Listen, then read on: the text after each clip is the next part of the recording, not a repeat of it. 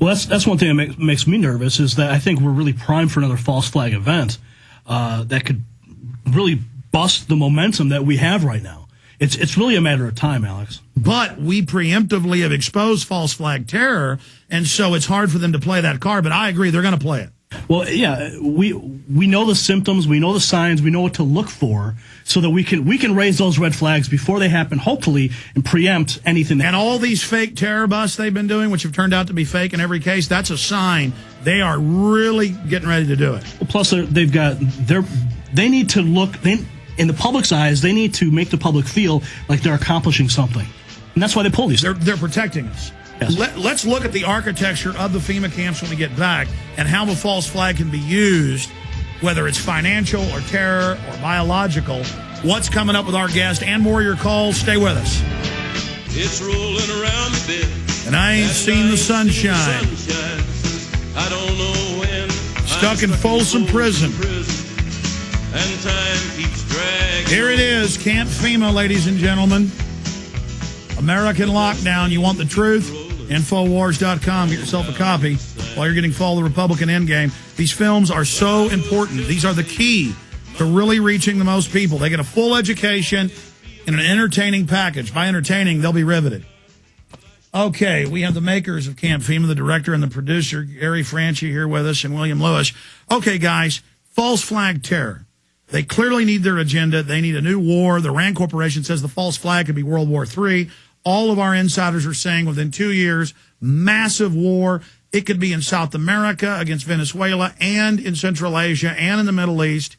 Domestic stage terror attacks, bioweapons releases. I believe this is all just a drill to test the federal assets. Their test isn't going well. What do you see happening? I see a lot of people saying, I don't want to take the swine flu vaccine. I was watching news reports last night, and some of the local stations are reporting, local opinions. And there are men and women and children saying, I'm not going to take this untested vaccine, and I don't want my children to take it. So, if that's the particular false flag operation that they choose to use for martial law, then I think it probably is going to work, because there's enough people saying no right now where I think that they would be able to call it more than a national emergency. I mean, look at the... They've called it a national emergency, yeah. and they're also forcing kids to take it in schools illegally under orders. That is bullish. Well, have you looked into the under a national emergency, what regulations are suspended at hospitals for the national emergency and a medical emergency? It makes you wonder, because I'm looking at news reports. They're saying that they don't have to record your name or your information or take as much information about you in order to process you through and get you the shot quicker. So that opens up the door now to, if they don't have to do that at hospitals, maybe it's more convenient for us to send out people in suits and ties to your door. Now they're going to send No, that's already going on. They're already sending letters to people saying your kids haven't been vaccinated, and people are showing up saying, I'm from the National Health Registry, in weird scrubby uniforms. We got calls about that the last 3 months and then saw it in the news. Well, we could talk about the swine flu in the shop, but what really concerns me is another type of a domestic terror attack, like in Oklahoma City, where they blame, Constitution-loving, patriot. Because behind the scenes, it's not Al Qaeda they're scaring the cops with; it is the patriots. Yeah, we're the main threat. Right, and that's what's going to give them the excuse to round up people like myself, people like you, people like William, people who are in this movement. That's my biggest concern.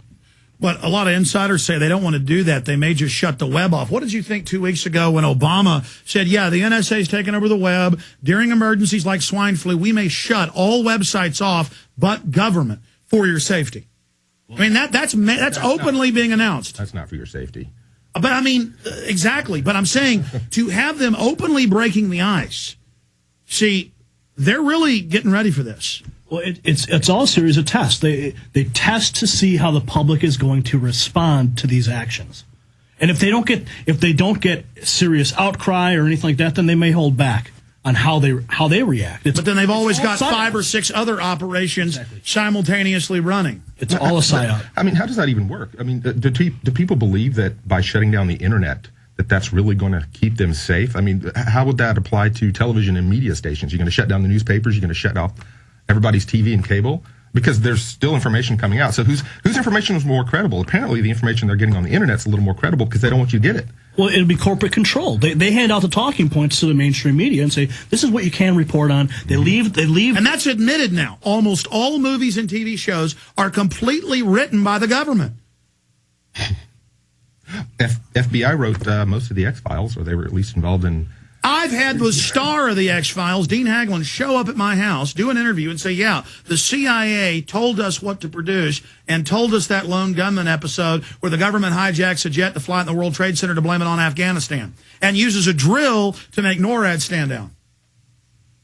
No. Who are these people? Why are they so sick that they like to see it on TV, what they're going to do to us? It's not that they like to see it on TV. What they're doing is they're putting it out there so that when you talk to your audience and tell them it's one of these wild, fascinating stories, people are going to go, hey, man, you've been watching too much X-Files. You know what? I probably get, no exaggeration, when I go 5 emails a day or more, and I see it all over YouTube comments going, Alex got all his news from Metal Gear Solid.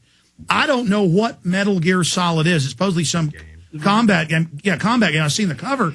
No, that's them putting what's really going on in the game. Metal Gear Solid is this. What is it? I guess it's some combat game? It's a video game. You run around and shoot people. What they say when I talk about population reduction, that's Metal Gear Solid. I never played the game, but most of these games have a timeline, a storyline, and a whole... When I talk about New World Order, they think I'm talking about the WWF group. Oh, that was...